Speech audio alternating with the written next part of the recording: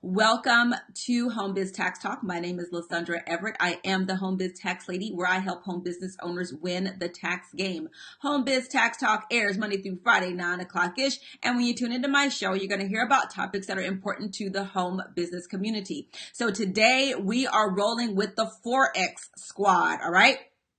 So I've been getting a lot of questions from different Forex traders talking about, their taxes and all of that. So I'm going to spend a few days on these Forex topics just to give you an overview of how things work. Now, again, this is an overview. This does not equal tax advice for your situation. You have to go and sit down with the tax professional that's competent with trading and really have a, sit down for a consult to review your entire tax situation to let you know how these things are going to play out for you. Okay. So please, make sure you hear me clearly that even though, yes, I am a tax professional, I am an enrolled agent. This is not competent advice for you because I have not seen any of your stuff. Okay.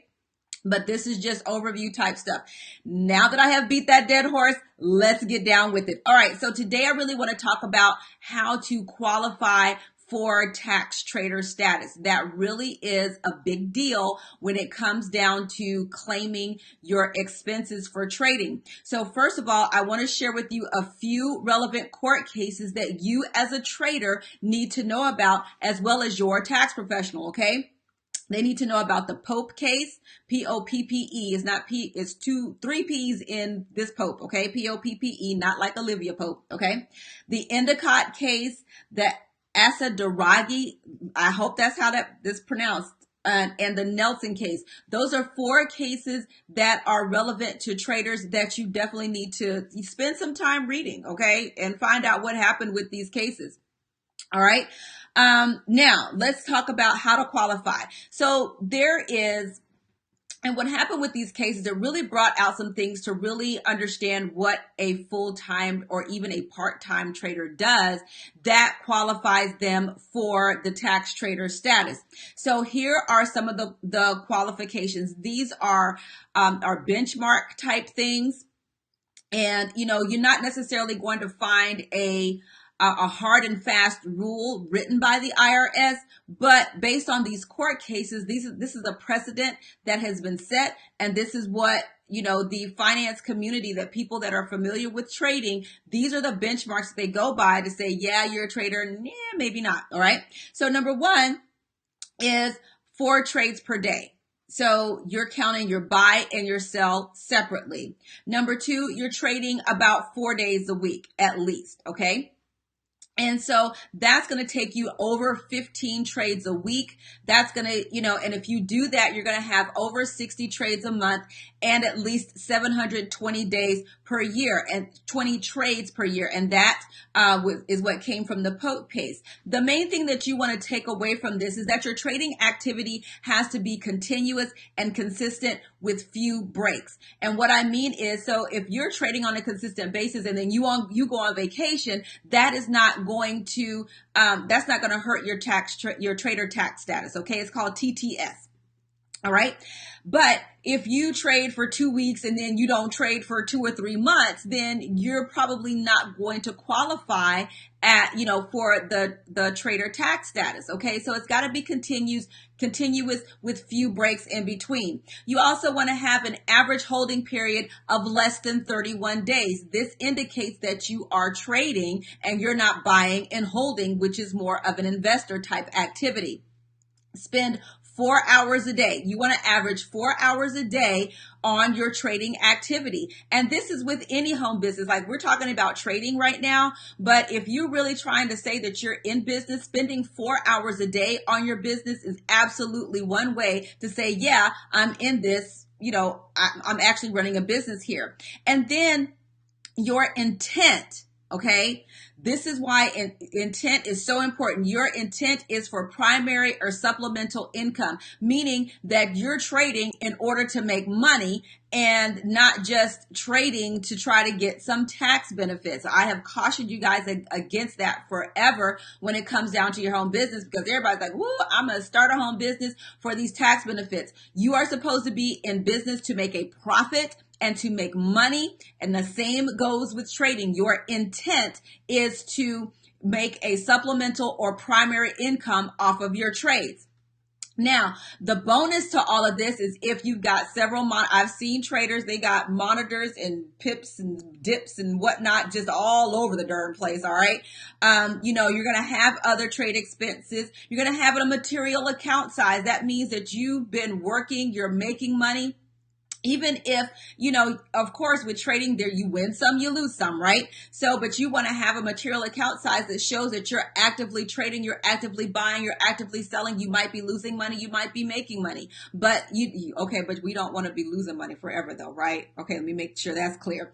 All right. And you also want to have a home office, a dedicated space where you're working on your trading activities. So the thing about the trader tax status is that you as a trader and you are operating this as a business, then you have the ability to deduct expenses that the investors cannot. All right. So based on the tax reform, for investors, your expenses are subject to the 2% AGI floor, right? So you have to exceed that 2% AGI. Anything over that then becomes tax deductible as an expense. That was up until January 1st, 2018. Okay. That all went out the window with tax reform. Those 2%, that subject to 2% floor stuff, is suspended until December 31st, 2025, unless, of course, Congress decides to do something else. But right now, that's what it is. So in order for you to claim your trading as a business, this tax trader status is going to be key for you, okay? Because if you are a trader, if you are in business to make money, if you are spending 4 hours a day, you've got 720 trades a year, all of that stuff, then you can deduct those expenses that are normal. I say normal, right? For lack of a better term, you know what I mean, right? But a regular home business owner would have, which means, we're talking about the home office deduction. We're talking about business expenses. There's lots of different types of business expenses you can claim if you're in business. But if you don't meet that threshold of being an active trader, then you don't get that. And you're like, okay, well then what happens? Okay, well, if it's at a loss, then it's just at a loss, right? You don't get to claim those expenses. So, because I have people like, okay, well, I just started trading. Okay, well, then you might have business expenses. You might have investor expenses and not business expenses. You can't just say I'm a trader and, and then go, okay, well, I'm going to claim all these expenses and stuff as a Schedule C. It does not work that way. And that's where these court cases come in for you to review those and actually understand what is going on with those cases. So, but again, everybody's situation is different. This is why you need to consult with a tax professional that is very, very well versed on trading tax laws and everything, because you need to know what's really going to apply to you and what's not, and what's going to keep you out of hot water with the IRS and should you get audited. Okay. Now, the thing about the tax trader status is this too. It's not something that you claim. It's something that you qualify for. So you might qualify for tax status 1 year and don't qualify for it the next year. So it's not something where you file a form and you say, okay, I'm a trader and that's it. No, it's how you qualify. Okay. Now, what some people may be confusing it with is the Section 475 mark to market accounting. the accounting part, but that's not what I'm talking about. I'm talking about you actively being a trader. You don't have to be a C corp or S corp or LLC, all that stuff, in order for you to qualify for the trader status. You can be a sole proprietor. That's absolutely fine. So that was something else that I heard, like, do I have to form a corporation or something? Absolutely not. You can qualify for this as a Schedule C sole proprietor. Okay. But it's more important for you to worry about making these qualifications. Okay. Now, so at the end of the year, when you go back and look and say, okay, wow, I've met all of this stuff, then you can deduct more of these expenses because you have the documentation that says, yes, you're an active trader. Just saying I'm an active trader and that's it. No, that part doesn't work. Okay.